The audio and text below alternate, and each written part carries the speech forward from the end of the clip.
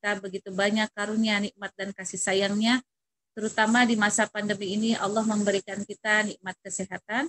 Semoga kita seluruhnya yang ada di sini senantiasa di bawah naungan Allah Subhanahu wa taala, yaitu sehat walafiat serta keimanan yang istiqomah. Amin amin ya rabbal alamin. Salawat dan salam marilah kita limpah curahkan kepada baginda besar kita Rasulullah Sallallahu Alaihi Wasallam. Ya, kemarin kita sudah sampai menerangkan tentang macam-macam air. Kemudian yang kedua adalah macam-macam najis, betul ya? Sudah ya? Sudah ya, Bu Dewi ya? Iya, nah, sudah. Ya, Bu, udah. Sekarang kita memasuki yaitu bab tentang bagaimana selayaknya seorang muslim ketika dia memasuki kamar mandi ya. Nah, sebelum dimulai permasalahan, banyak orang-orang yang memasalahkan.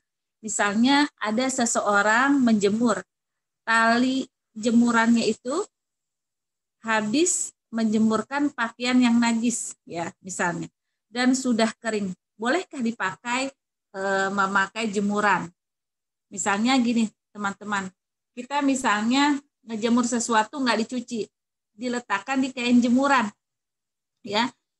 Tiba-tiba sudah selesai, ya. Kemudian bisa nggak tali jemuran yang tadi dijemur, ya, bisakah dipakai lagi? Jawabnya apa kira-kira? Kan kita jemur nih, ya. Dengan menggunakan tali jemuran. Tali jemuran itu bekas dipakai pakaian yang najis dan sudah kering. Bolehkah dijemur pakaian yang bersih? Ada dua pertanyaannya. Apabila tali jemuran itu sudah kering, hanya seperti di bab ini hanya ditempelkan seperti ini ya, dan ini pun masih kering, maka tidak najis. Yang menjadi najis adalah tali jemurannya, ya, misalnya masih najis. Kemudian diletakkan kain basah, jemurannya masih basah seperti ini, nah itu tidak boleh. Ya, jadi itu yang tidak boleh ketika yang basah, jadi akan terserap najis yang ada di tali jemuran. Bagaimana kalau kering-kering? Tidak jadi masalah. Tadi tidak membawa berbau karena sudah kering. Dijemur pakaian yang kering, misalnya hanya menempelkan saja baju yang sudah kering, tiba-tiba kita lupa ini tali jemuran yang ini belum kita bersihkan, maka boleh. Tapi syaratnya kering ketemu kering. Tapi kalau tali jemurannya tidak sempat kita bersihkan dan kita meletakkan sesuatu yang najis di sana, kemudian kita menjemur jemurannya itu, pakaiannya basah, maka tidak boleh. Yang boleh bagaimana? Apabila tali jemurannya kering, kita lupa, kita hanya menyangketkan saja, tapi yang kita pakaikan itu adalah kering. Itu nggak apa-apa. Tapi kalau basah, itu yang tidak boleh. Contoh misalnya, najiskah misalnya kita lupa nih mengelap pipis anak kita yang sudah balita. Contoh yang udah TK lah ya, sudah balita. Kita lupa, tapi sudah mengering. Kita lewat. Yang bekas pipis tadi kita lewat. Tapi di lantai itu sudah kering. Boleh gak dipakai? Kita berjalan, kita membasuh kembali gak? Jadi kalau sama-sama kering, itu tidak membawa najis. Yang najis apa?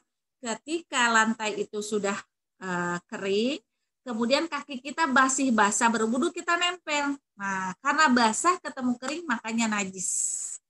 Jadi harus dielap terlebih dahulu atau dibersihkan dan dihilangkan najisnya. Ya. Kemudian banyak permasalahan jika ada cairan yang mengenai kita, nih misalnya ada cairan, dan kita tidak tahu cairan itu apa, cairan itu berupa air pipis atau air najis, kita tidak diwajibkan bertanya kepada orang lain. Ya. Seandainya kita bertanya kepada orang lain, bahwa orang tersebut tidak wajib menjawabnya meskipun ia tahu bahwa cairan itu najis, kita pun tidak wajib mencucinya. Jadi gini, ini supaya meringankan ya. Misalnya kita nggak tahu nih ini cairan apa, kita duduk. Ya, kita duduk di tempat ini cairan apa nih? kita nggak usah tanya-tanya kalau dalam sama Rasul untuk meringankan. Sebab orang yang tidak tahu, yang kita duduk akhirnya najis itu dimaafkan. Kalau kita tahu, akhirnya kita tahu yang kita pakai itu najis, ya tetap harus dicuci. Jika kaki atau ujung kaki kita, ya ujung pakaian bawah kita terkena sesuatu yang basah, kita nggak tahu nih. Misalnya kan model syar'i atau jilbab sekarang kan terkadang sampai menyentuh lantai ya, menyentuh saking panjangnya. Kita misalnya nggak sempat mengecilkan jubah kita ya. Ketika kita berjalan, ada terkena sesuatu di jubah kita. Dan sesuatu itu kita tidak ketahui. Maka kita tidak wajib mencium baunya dan mencari tahu apa itu. Demikianlah bahwa suatu hari Umar radhiyallahu anhu melewati satu jalan. Lalu dia tersiram air yang berasal dari sebuah pancuran. Ya. Teman seperjalanan berkata, "Hai pemilik pancuran, airmu itu suci atau najis?" Umar berkata, "Hai pemilik pancuran, tidak usah kamu jawab." Lalu Umar radhiyallahu anhu melanjutkan perjalanan. Kenapa Umar berkata begitu? Untuk meringankan beban kita. Kalau kita tahu kan diganti, kalau nggak tahu ya dimaafkan. Ya, ini maksudnya adalah untuk meringankan beban umat Islam agar apabila dia berpergian jauh kita nggak usah nanya ini air apa ya, air apa, najis atau bukan. Yang keempat, tidak wajib mencuci pakaian atau anggota badan yang terkena tanah. Ya. Jadi Humail bin Ziyad ya berkata, "Saya melihat Ali radhiyallahu anhu menginjak lumpur bekas hujan. Lalu ia masuk masjid dan sholat tanpa mencuci pakaiannya." Jadi kalau kita pakaian terkena lumpur atau najis, tetap aja sholat karena lumpur atau najis tidak dikatakan najis ya. Sebab kita sudah baca macam-macam najis ya, yang tadi kita sudah bahas. Nah, pembahasan yang lain adalah yang kelima, jika setelah sholat, ini kita udah sholat nih, kita melihat ada najis di anggota badan atau pakaian kita yang sebelumnya kita tidak ketahui, atau sebelumnya kita tidak tahu lalu lupa atau tidak bisa membersihkannya, maka sholat yang kita kerjakan tadi sah dan tidak perlu diulang. Contoh misalnya, kita gantung baju nih, bajunya ini najis, tapi kita pakai sholat, kita lupa, ya, kita lupa, kita nyapu segala macam, kita lupa. Setelah selesai sholat dan sudah masuk waktu sholat asar, kita baru ingat, ya Allah, ini tadi lupa dicuci. Tapi kita udah pakai sholat, bagaimana sholatnya? Sah. Tadi kita yang tadi pertama lupa. Jadi sah ya teman-teman. Kalau misalnya kita ngejemur sesuatu, nggak taunya najis, kita baru ingat, tapi kita pakai sholat, maka yang sholat itu tidak usah diulang, ya, tidak usah diulang. Akan tetapi kalau kita baru ingat nih, oh iya tadi sholat masih ada waktu zuhur, ini yang tadi pakaian digantung ini tadi najis yang saya pakai, maka karena ada masih jeda waktu sholat, maka ada sebagian ulama mengatakan diulangi, ya. Tetapi kalau sudah sampai waktu asar, kita baru ingat, oh iya, tadi pakaian yang kita letakkan itu najis, tapi saya terlanjur pakainya, saya lupa misalnya. Maka hal itu dimaafkan. Sampai di sini teman-teman paham ya? Ya teman-teman paham? Ya. Insya Allah nih paham. Yang sering kita temui di masyarakat, jika kita tahu pakaian kita terkena najis, tapi kita tidak mengetahui secara pasti bagian mana yang terkena, ya, maka kita harus mencuci semua bagian pakaian itu, sebab itulah salah satu cara agar kita yakin bahwa pakaian kita telah bersih, dan ini termasuk jika sesuatu kewajiban tidak bisa sempurna kecuali dengan melakukan sesuatu, maka sesuatu itu menjadi wajib dilakukan. Misalnya nih pakaian kita yang ininya aja nih yang najis, kita lupa sebelah kanan atau sebelah kiri ya lengan saya yang kena najis. Maka dalam Islam supaya tidak bingung, supaya tidak ragu-ragu maka dicuci seluruhnya. Ya. Yang ketujuh, jika kita punya pakaian lebih dari satu, lalu kita tidak mengetahui pakaian yang suci dan yang terkena najis. Kita ngeciumnya tuh yang mana ya, kok di sini nggak najis. Jadi kita meletakkan pakaian misalnya digantung, ya pakaian tersebut. Maka kita pilih satu pakaian dengan memakai untuk satu kali sholat. Tidak perlu kita peduli pakaian yang suci itu lebih banyak atau lebih sedikit. Masalahnya inilah sama seperti kita ragu tentang arah kiblat. Jadi kita punya pakaian mana ya yang tadi kena najis. Jadi satu-satu pakaian dibuat sholat aja. Terus kemudian dicuci. Jadi untuk menghilangkan keraguan apa yang warna putih atau warna kuning, misalnya kita punya pakaian lebih ya. Pakaian sholat itu lebih dari satu. Ya.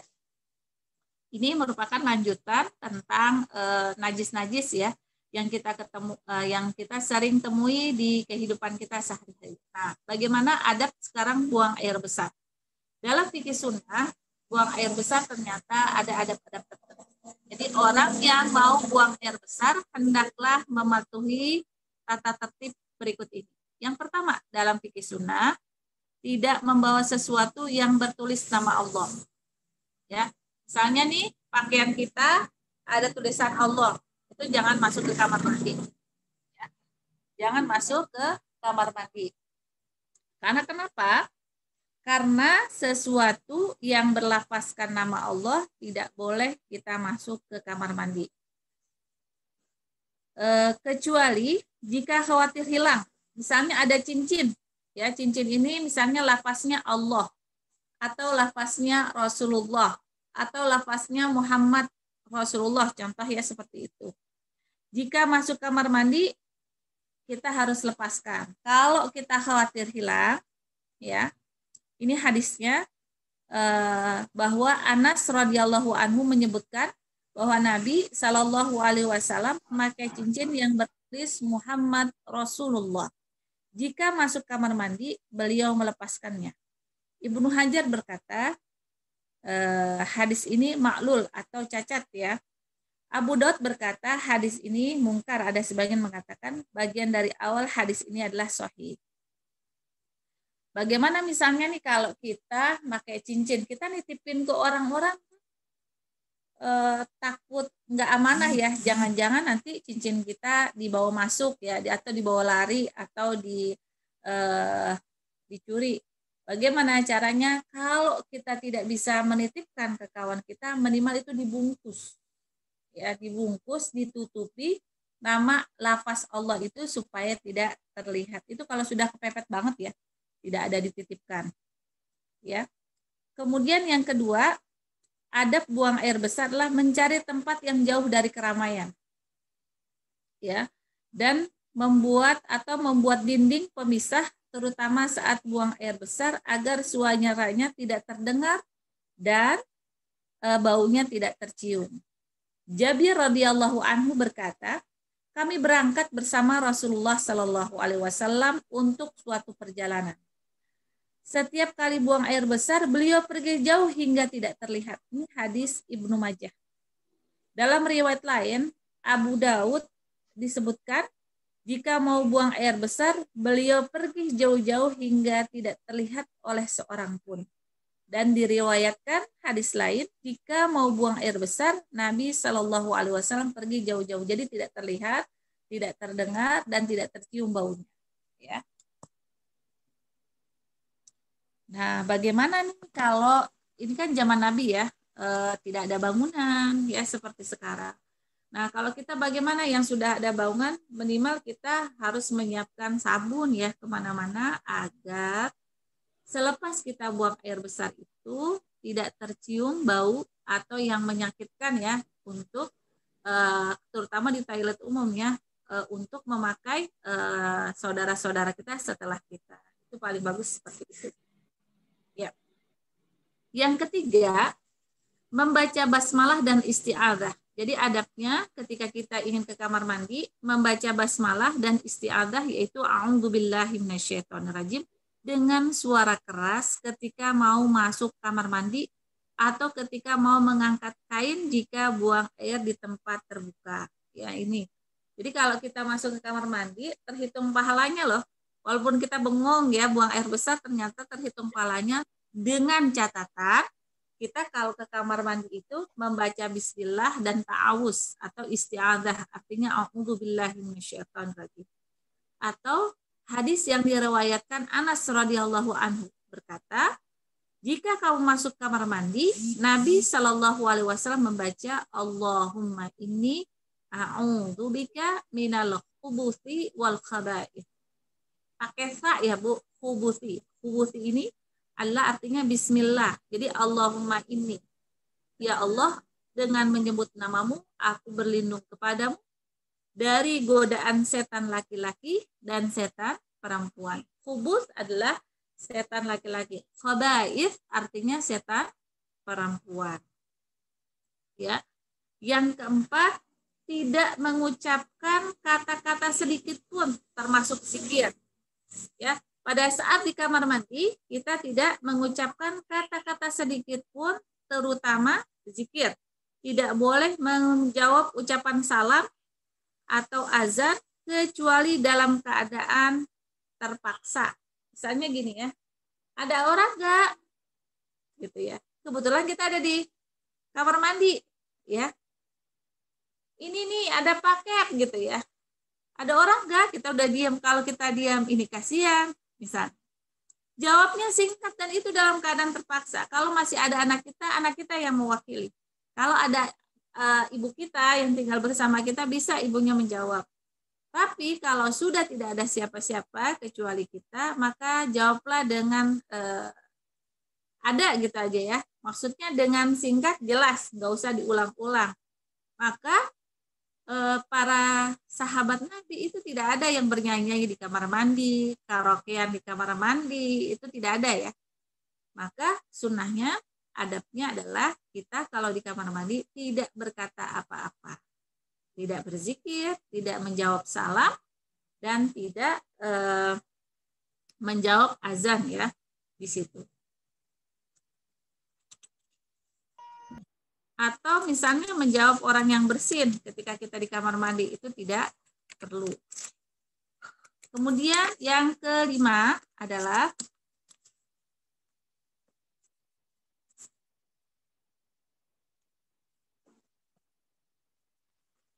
jadi di sini ada hadis Ibnu Umar radhiyallahu anhu berkata, ini anaknya Umar bin Khattab, namanya Abdullah bin Umar.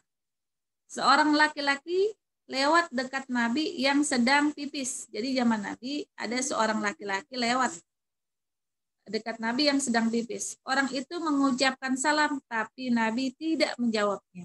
Karena dia sedang buang air kecil, itu tidak boleh menjawab salam. Kemudian Abu Sa'id radhiyallahu anhu berkata, saya mendengar Rasulullah SAW bersabda, la yakhrujur rajulani yadribanil ghaita kashifaini an auratihima yatahaddatani. Fa innallaha azza wa jalla yamqutu ala dzalik. Janganlah dua orang laki-laki pergi buang air besar, di mana setiap orang dari mereka bisa melihat aurat temannya dan mereka bercakap-cakap, sebab Allah mengutuk yang demikian itu. Ya. Zaman dulu kan misalnya nih takut ya pergi ke WC sama teman. Maka hal itu yang tidak boleh ya. Dan itu dilarang. Yang kelima, ya, menghormati arah kiblat. Kalau misalnya ruangan terbuka, pada zaman dulu kan tidak seperti bangunan sekarang. Terbuka, kalau bisa tidak menghadap atau membelakangi arah kiblat. Abu Hurairah radhiyallahu anhu bersabda, ya, Abu Hurairah radhiyallahu anhu berkata, Rasulullah sallallahu alaihi wasallam bersabda, idza jalasa ahadukum li hajatihi fala yastaqbil qiblata wala yastadbirha. Jika seseorang dari kalian duduk untuk buang air, maka janganlah menghadap dan membelakangi kiblat. Ini bagi mereka yang tinggal di daerah-daerah yang terkadang masih banyak kita temui kamar mandinya itu terbuka ya. Maka Dikatakan oleh Rasulullah SAW, jangan kalian menghadap kiblat atau membelakangi. Nah, bagaimana kalau yang sudah berbentuk bangunan? Kalau yang sudah berbentuk bangunan tidak mengapa. Yang keenam, mencari tempat yang empuk dan rendah ketika buang air, ketika pipis ya, untuk menghindari cipratan air kencing ke tubuh atau ke pakaian kita. Jadi kita posisinya harus lebih tinggi daripada aliran air. Supaya kenapa? Supaya tidak najis ke pakaian kita. Abu Musa radhiyallahu anhu berkata, Rasulullah Shallallahu Alaihi Wasallam pergi ke tempat yang agak rendah di sebelah pagar kebun. Lalu beliau pipis. Setelah itu beliau bersabda, "Idza bala ahadukum falyartaddu li baulihi." Jika seseorang dari kalian mau pipis, hendaklah memilih-milih tempat. Jadi posisinya dia harus lebih tinggi daripada air yang mengalir menuju got ya. Itu harus lebih tinggi. Karena kenapa? Untuk menghindari terkenanya pakaian kita dari najis. Yang ketujuh, adabnya tidak buang air di lubang agar tidak mengganggu makhluk Allah. Ya, jadi kita tidak boleh nih buang air di lubang-lubang. Contoh di lubang perjalanan kan suka ada tanah-tanah yang berlubang, maka tidak boleh.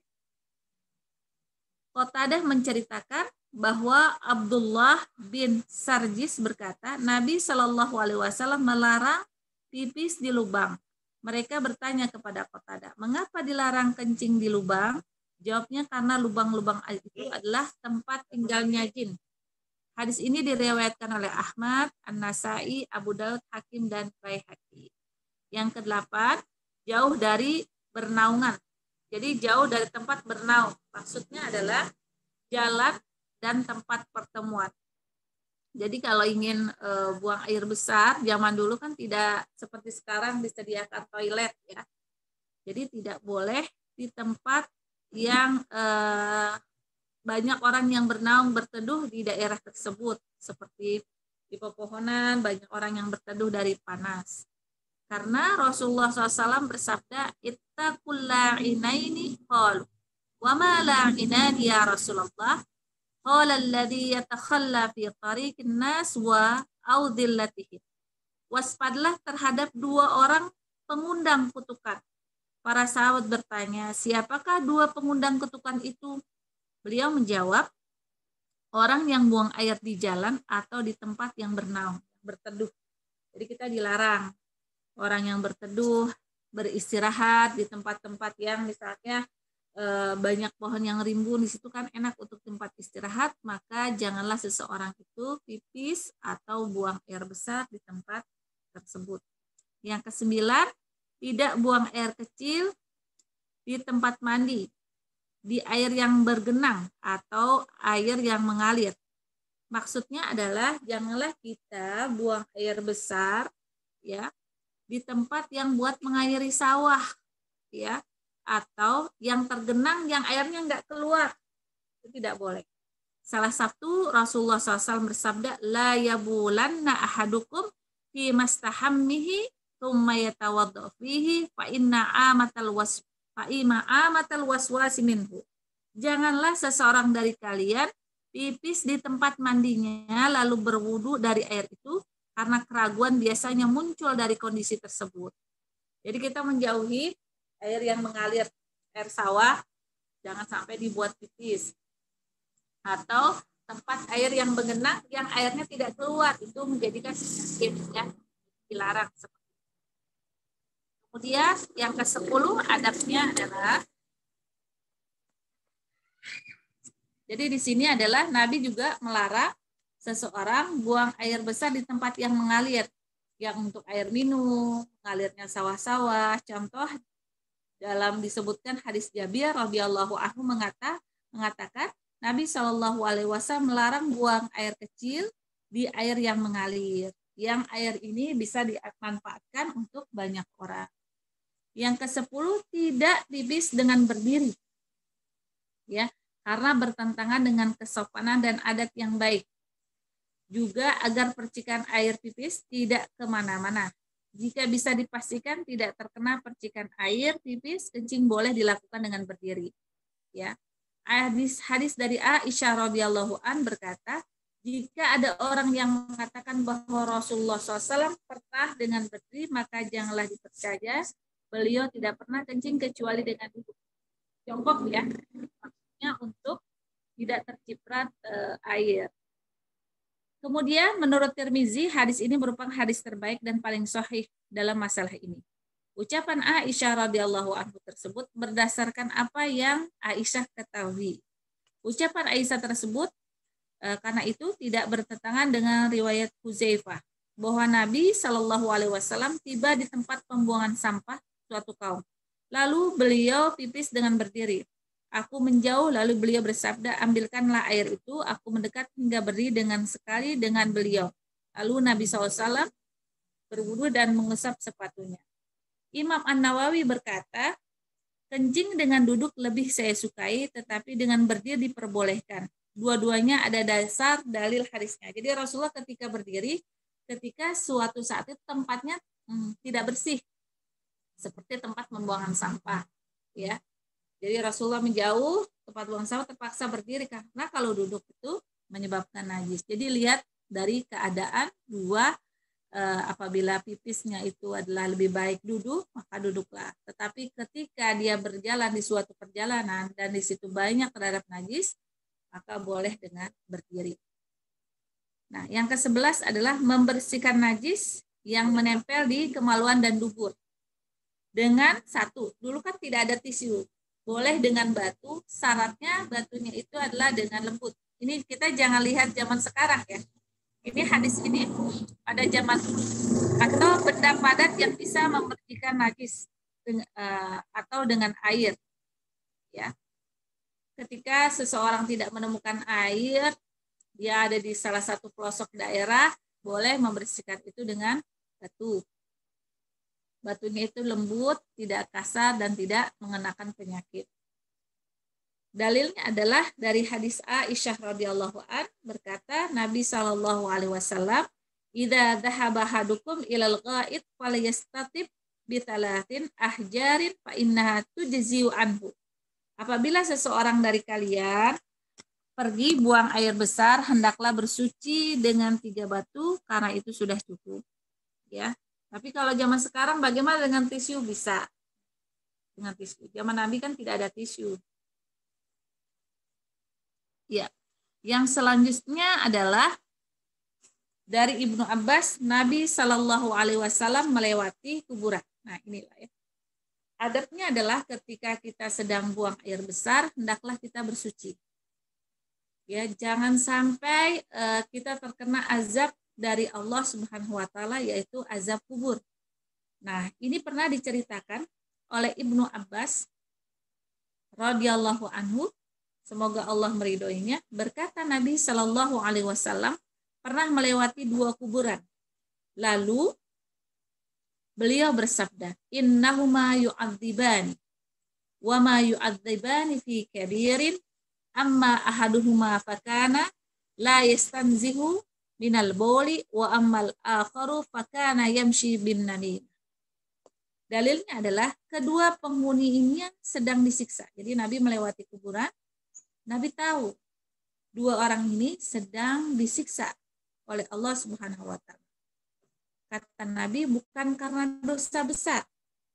Seorang dari mereka tidak bersuci setelah pipis, setelah kencing ya, dia tidak bersuci. Dan yang lain lagi adalah yang seorang lagi suka mengadu domba. Nah, dari Anas radhiyallahu anhu menyebutkan sabda Rasulullah SAW, tanazzahu minal bauli fa inna amata adzabil qabri min. Bersucilah dari pipis atau dari kencing karena kebanyakan siksa kubur disebabkan tidak bersuci setelah pipis. Jadi banyak ya saudara-saudara kita yang tidak tahu fikih itu kalau pipis aja, tidak dibersihkan.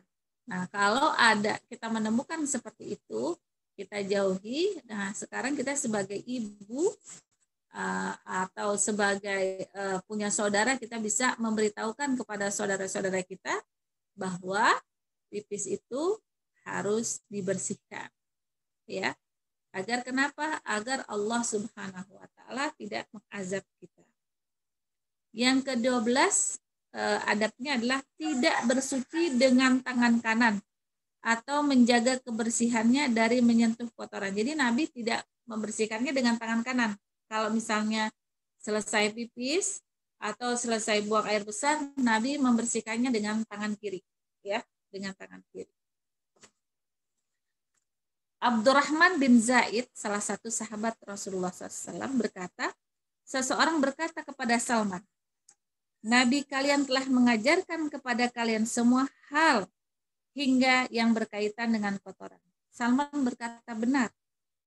Beliau melarang kami menghadap kiblat ketika buang air besar atau pipis, melarang membersihkan kotoran buang air dengan tangan kanan, melarang membersihkan kotoran buang air dengan batu kurang dari 3, dan melarang membersihkan kotoran buang air dengan sesuatu yang najis atau tulang.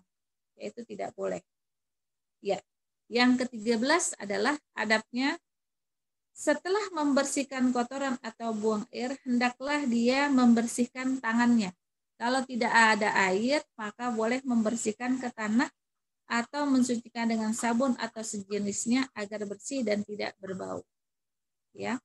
Abu Hurairah radhiyallahu anhu berkata, jika Nabi Shallallahu alaihi wasallam pergi ke kamar mandi, aku membawanya air dalam wadah terbuat dari tembaga atau dalam kantong kulit. Beliau membersihkan kotoran, buang airnya, lalu menggosokkan ke tangannya ke tanah. Jadi kalau misalnya kita tidak menemukan air yang cukup di suatu perjalanan, maka kita membersihkan dengan tanah. Ya. Teman-teman, yang saya beritakan ini adalah pada zaman dulu, tidak zaman sekarang. Tidak ada bangunan, tidak ada tisu, ya, tidak ada pembersih tangan seperti hand sanitizer dan lainnya.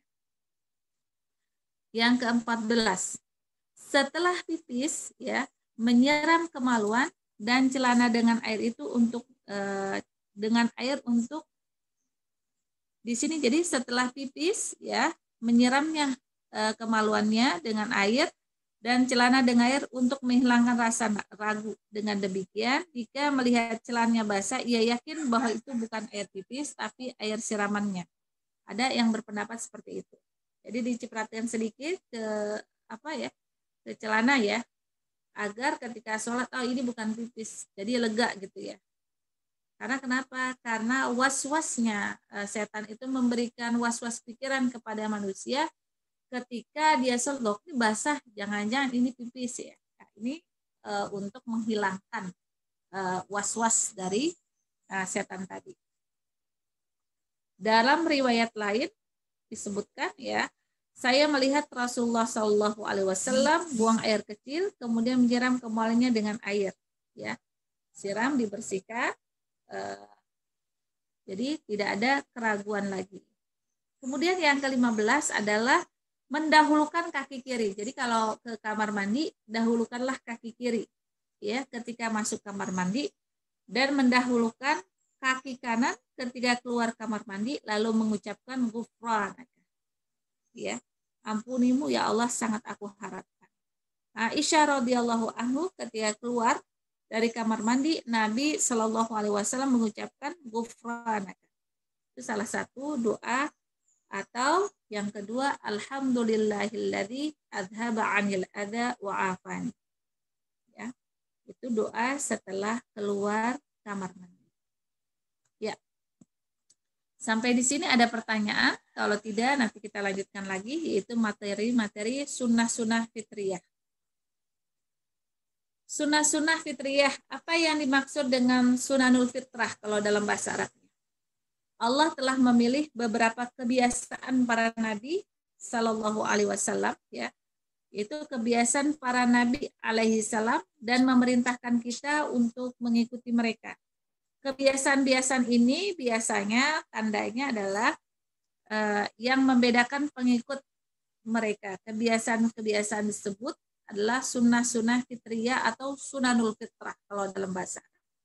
Apa aja? Yang pertama, berkhitan. Dalam ilmu fikih, berkhitan. Apa maksud dari berkhitan? Berkhitan adalah memotong kulit yang menutupi ujung kemaluan. Ini untuk laki-laki ya, agar tidak ada penumpukan kotoran. Dapat mengendalikan pipis dan tidak mengurangi kenikmatan bersenggama. Nah, ini khitan pada laki-laki. Adapun khitan pada perempuan adalah memotong bagian atas kemaluan, itu perempuan. Khitan adalah kebiasaan sejak zaman dahulu. Abu Hurairah radhiyallahu anhu menceritakan bahwa Rasulullah Shallallahu alaihi wasallam bersabda, Ikhtatana Ibrahim al-Khalilur Rahman ba'dama atat alaihi tamanuna sana wahtatana bil qadu. Ibrahim kekasih Allah dihitan setelah berusia 80 tahun. Ia dihitan dengan alat khitan, yaitu kampak pada zaman dahulu. Kebanyakan ulama mengatakan bahwa khitan itu wajib. Sedangkan Imam Syafi'i memandang sunnah pada saat berusia 7 hari. Imam Syafi'i. Kalau Imam Asy-Syaukani berkata tidak ada dalil yang menyebutkan ketentuan waktu untuk berkhitan, juga tidak ada dalil yang menyebutkan bahwa khitan itu wajib. Tapi jadi di sini intinya adalah ketika Ibrahim alaihissalam berkhitan, maka Rasulullah SAW mengikuti jejak Nabi Ibrahim, begitu juga umatnya hendaklah ia berkhitan. Yang kedua adalah mencukur bulu kemaluan, dan yang ketiga adalah mencukur bulu ketiak. Keduanya adalah sunnah, bisa dilakukan dengan menggunting, ya, atau mencabut atau mencukur. Itu sunnahnya ya. Misalnya kalau yang wanita ketika mandi wajib hendaklah membersihkan ketiaknya ya, ketiak, kemudian kehormatan, bulu kehormatannya, bulu ketiaknya, juga bulu kehormatannya juga dibersihkan. Karena itu adalah sunnah-sunnah fitrah. Yang keempat, memotong kuku. Yang kelima, memendekkan atau mencukur kumis. Jadi kumisnya itu kalau yang laki-laki itu dicukur, yaitu sunnahnya. Kemudian bagi beragama Islam hendaklah mengikuti adab Rasulullah, yaitu memotong kuku. Ya. Hadis dari Ibnu Umar menyebutkan bahwa Nabi Shallallahu Alaihi Wasallam bersabda, "Khaliful musyrikina wa wafiru lihayai wa ahku asyawari." Bedakanlah dari kalian dan orang-orang musyrik. Lebatkanlah jenggot dan cukurlah kumis. Jadi itu untuk membedakan. Pada saat itu orang kafir Quraisy itu memelihara kumis, sedangkan umat Islam dianjurkannya mencukur tapi memelihara jenggot ya. Kemudian Abu Hurairah juga menyebutkan bahwa Nabi Shallallahu Alaihi Wasallam bersabda, "Khamsun minal fitrati al-istihdad wal khitan wa qasyus syarif wa natful ibti wa taqlibul atfar." 5 perkara yang merupakan fitrah, ya, fitrah yaitu sunnah-sunnah sunanul fitrah, yaitu mencukur bulu kemaluan, berkhitan, memendekkan kumis, mencukur bulu ketiak atau mencabut, dan memotong kuku. Ya, memendekkan atau mencukur habis kumis itu boleh ya, sama-sama memiliki sandaran hukum jika keduanya merupakan sunnah Nabi Shallallahu Alaihi Wasallam. Zaid bin Arqam radhiyallahu anhu menyebutkan bahwa Rasulullah Shallallahu Alaihi Wasallam bersabda, "Man lam ya'khud min syaribi falaysa minna." Barang siapa yang tidak memotong kumis tidak termasuk golongan kami. Itu hadis riwayat Ahmad, Nasa'i, dan Tirmidzi. Nah, jadi mencukur bulu kemaluan, mencabut bulu ketiak, memotong kuku, memendekkan atau mencukur habis kumis disunahkan sepekan sekali untuk menjaga kebersihan dan menenteramkan hati. Kalau tidak sempat ya atau malas mencukur, ada keringanan untuk tidak mencukur, maksimal dikasih jatah waktu itu sebulan sekali atau 40 hari. Jadi umat Islam itu harus bersih ya. Anas radhiyallahu anhu menyebutkan bahwa Rasulullah SAW memberikan tenggang untuk mencukur kumis, memotong kuku, mencabut bulu ketiak, dan mencukur bulu kemaluan agar tidak dibiarkan lebih dari 40 hari. Ya, hadis ini diriwayatkan oleh Abu Daud, Tirmizi, dan perawi lain. Yang keenam, sunnahnya juga memanjangkan jenggot ya. Di sunnah. Ini khusus untuk laki-laki. Hingga seseorang tampak gagah dan berwibawa. Jadi jangan dipendekkan seperti dicukur. Ya, biarkan dia memanjang. Jadi kalau yang laki-laki miara jenggot ya, itu dianjurkan. Yang ketujuh, merapikan rambut dengan memakai sisir dan minyak rambut. Bayangkan fikih sunnah ngebahas sampai rambut kita loh. Ya, kata Rasulullah SAW, man kana lahu sya'run falyukrim. Barang siapa yang memiliki rambut hendaklah merapikannya. Jadi ibu-ibu semua, meskipun kita di dalam rumah, tetap saja kita harus membersihkan rambut kita, kemudian menyisir. Itu merupakan bagian dari fitrah, ya, adab-adab Islam. Nah, Al-Tha' bin Yasar radhiyallahu anhu berkata, seorang laki-laki berambut dan berjenggot acak-acakan datang kepada Nabi. Beliau memberi isyarat kepada orang itu seolah-olah menyuruh merapikan rambut dan jenggotnya. Laki-laki itu pergi melakukannya kemudian kembali. Rasulullah SAW bersabda, "Alaisa hadza khairun min ayyatiya ahadukum sa'irar ra'si ka'annahu syaitan." Bukankah seperti ini lebih bagus daripada seseorang datang dengan rambut acak-acakan seperti setan?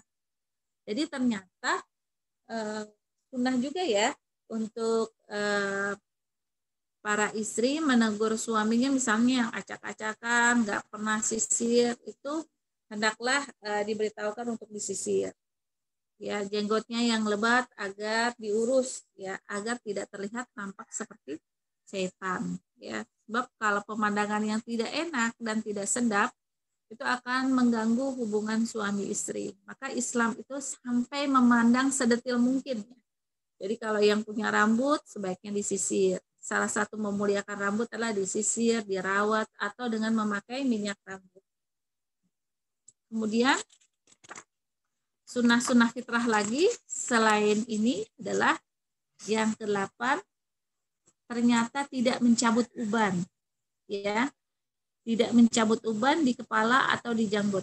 Amr bin Syu'aib radhiyallahu anhu menceritakan dari ayahnya bahwa kakeknya meriwayatkan bahwa Nabi Shallallahu alaihi wasallam bersabda, "La tanfiti syaib fa innahu nurul muslim, ma min muslim yashibu syaibatan fil islami illa kataballahu lahu biha hasanah wa rafa'ahu Allahu biha darajah wa hatta anhu biha khati'ah." Jangan mencabut uban, karena uban adalah cahaya seorang muslim. Tidak seorang muslim pun yang beruban kecuali Allah akan mencatatnya sebagai satu kebaikan, meninggikan derajatnya satu tingkat, dan menghapuskan satu dosanya. Anas radhiyallahu berkata, saat itu kami tidak menyukai bila seseorang laki-laki mencabut rambut putih dari kepalanya dan jenggotnya. Ya. Nah, bagaimana kalau misalnya mau diwarnai rambutnya, boleh nggak? Boleh. Yang ke-9, mewarnai uban dengan as-sufrah atau al-khumrah dan semisalnya. Abu Hurairah menyebutkan bahwa Rasulullah SAW bersabda, "Innal yahuda wan nasara la yasbighuna fakhalifuhum." Orang-orang Yahudi dan Nasrani tidak mewarnai rambutnya karena itu berbedalah dengan mereka. Jadi Nabi boleh mewarnai, asalkan dalam mewarnai rambut itu tidak dari barang yang berbahaya atau barang yang haram. Abu Dzar radhiyallahu anhu menyebutkan bahwa Nabi Shallallahu alaihi wasallam bersabda, "Inna ahsana ma ghayarathum." Jadi di sini dikatakan inna ahsana ma ghayaratum bihi hadza syayb al-hina wal katam. Sebaik-baik bahan untuk mewarnai uban ini adalah hina. Hina itu seperti cemcema atau dari dedaunan atau yang disebut juga katam. Ya, ini dipergunakan kalau di Pakistan itu berwarna merah ya. Sama di Saudi juga seperti itu. Itu boleh asal ada yang mengatakan tidak hitam. Yang ke-10, memakai wangi-wangian membuat tenang dan menyegarkan. Kalau yang perempuan, boleh kita memakai wangi-wangian. Kalaupun keluar, boleh memakai wangian tapi hanya tercium oleh untuk dirinya, bukan untuk orang lain. Ya. Dikatakan kalau untuk laki-laki dianjurkan memakai wangi-wangian, apalagi ketika sholat Jumat sudah ada ya, sudah datang waktunya, maka dia memakai wangi-wangian itu sangat disunahkan. Salah satu sabda Rasulullah SAW mengatakan, hubbiba ilayya minad dunya an-nisa wa tibu wa ju'ila qurrata aini fis shalah. Kata Nabi, di antara kesenangan-senangan dunia yang saya sukailah wanita dan wangi-wangian, sedangkan yang menenteramkan hatiku adalah sholat. Kemudian Abu Hurairah radhiyallahu anhu menyebutkan, Rasulullah SAW bersabda, man urida alaihi tibun fala yaruddahu fa innahu khafiful mahmali tayyibur raihah. Siapa yang diberi wangi-wangian janganlah menolak, karena itu ia mudah dibawa dan harum baunya.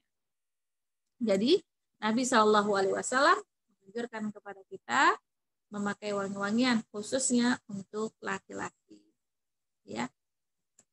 Kemudian An-Nafi radhiyallahu anhu berkata, dahulu Ibnu Umar biasa memakai wangi-wangian dengan ud atau kayu goharut tanpa campuran dan dengan ud yang dicampur minyak kafur. Dia berkata, beginilah dahulu Rasulullah SAW memakai wangi-wangian. Jadi paling bagus itu memakai wangiannya itu tidak dari alkohol ya, maksudnya asli dari iter itu wangi yang asli. Ya, cukup sekian karena sudah jam 1:31. Sebelum ditutup ada pertanyaan, silakan Mbak Pira yang memandu pertanyaan.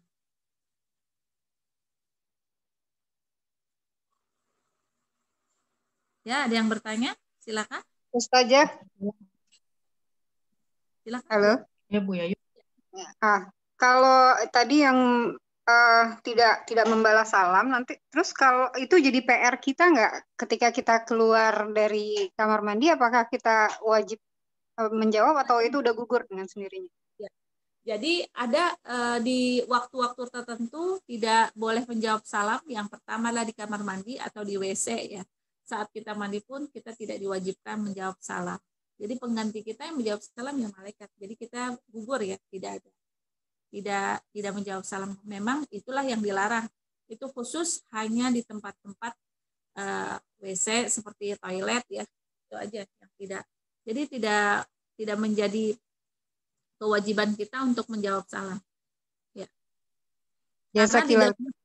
Karena dalam hadis Rasulullah SAW yang tadi saya sebutkan, ketika Rasulullah sedang pipis ya, sahabat tahu tapi menjauh ya.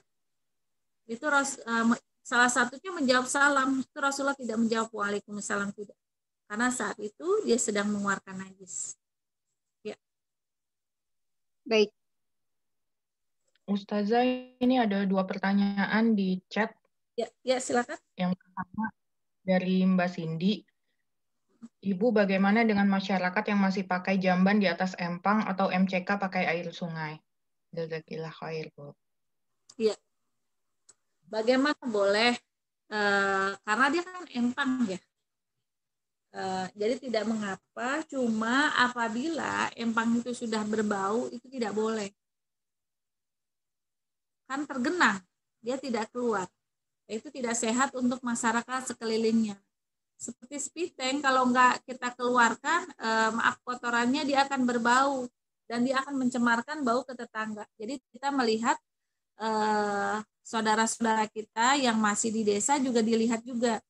Kalau misalnya empangnya itu masih aman, masih terkendali, maka hal itu tidak mengapa. Tapi kalau misalnya sudah mencemarkan seperti airnya, baunya, warnanya sudah tidak bagus, hendaknya dari masyarakat sekitarnya membangun WC yang dialirkan ke tempat yang layak, tidak mengganggu daerah sekitarnya.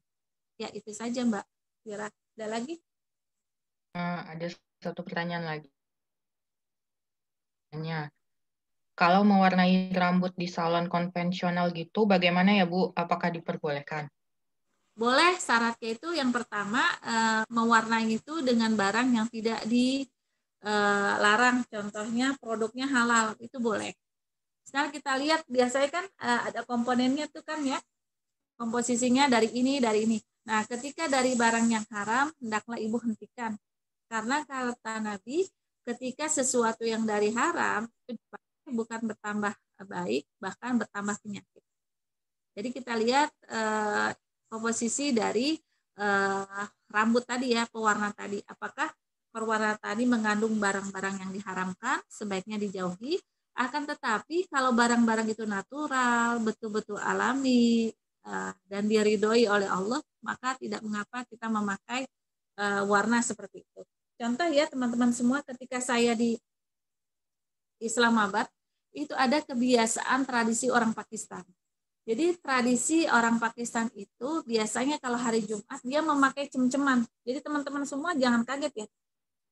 Warna rambutnya itu bagus, kulit, jadi rambutnya itu bagus, tebal, karena kenapa? Dipelihara.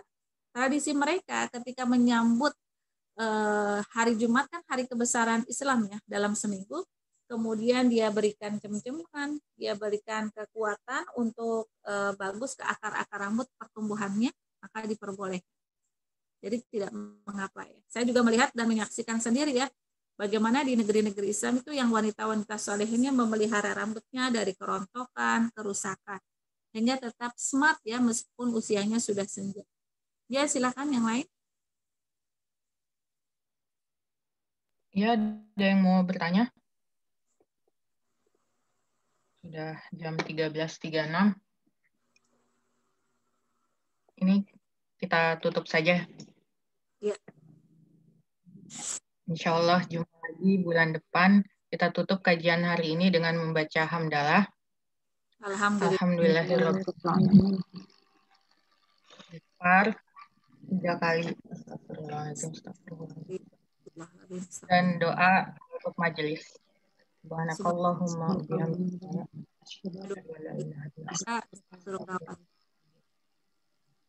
Terima kasih teman-teman semua dan akhwatillah. Semoga pertemuan kita pertemuan yang abadi. Nanti insya Allah kita akan dipertemukan di surganya nanti. Teman-teman mengingatkan, mari sama-sama kita berdoa untuk negeri ini. Selepas sholat, minimal sholat 5 waktu. Untuk negeri kita dijaga oleh Allah, tetap diamankan dan segala sesuatu yang tidak kita inginkan. Itu saja. Insya Allah bab wudhu kita akan mendetail menurut segi kesehatan, kedokteran, bagaimana wudhu itu, kemudian bagaimana menurut pendapat ulama, kemudian bagaimana untuk mencegah penyakit yang kita, terutama di COVID-19, bagaimana cara berwudhunya, insya Allah kita akan bahas di bulan depan. Mohon maaf dari saya pribadi, apabila ada kesalahan itu datangnya dari saya pribadi, dan kebenaran itu hanya datang dari Allah Subhanahu wa taala. Mohon dimaafkan segala tutur kata yang tidak berkenan. Wabillahi taufiq wal hidayah. Wassalamualaikum warahmatullahi wabarakatuh. Waalaikumsalam warahmatullahi wabarakatuh. Ibu, Waalaikumsalam. Jazakallah Umi. boleh Ya. minta silabusnya Bu sampai akhir tahun. Sampai Boleh. berarti 12 kali pertemuan. Ya, boleh. Kurang 10 kali pertemuan lagi ya Bu? Silabus yang untuk apa namanya? Yang Fikun Nisa yang 2021 aja Bu dulu. Ya. Nanti saya kirim melalui PPT ya. Ya, nanti dilihat aja nggak apa-apa Bu. Insya Allah. Ya. Lagi-lah ya Bu. Wa iyaikal jaza. Ya teman-teman semua, kita tutup dengan baca ayat alhamdulillah. Alhamdulillahirabbil alamin. Assalamualaikum. Waalaikumsalam warahmatullahi wabarakatuh Umi. Makasih Sehat-sehat Umi. ya Bu. Sehat-sehat ya Sama. Umi. Ya. Ya. Jazakillah. Kira Terima kasih kemarin semuanya. yang ngaji berapa? Hari Senin, hari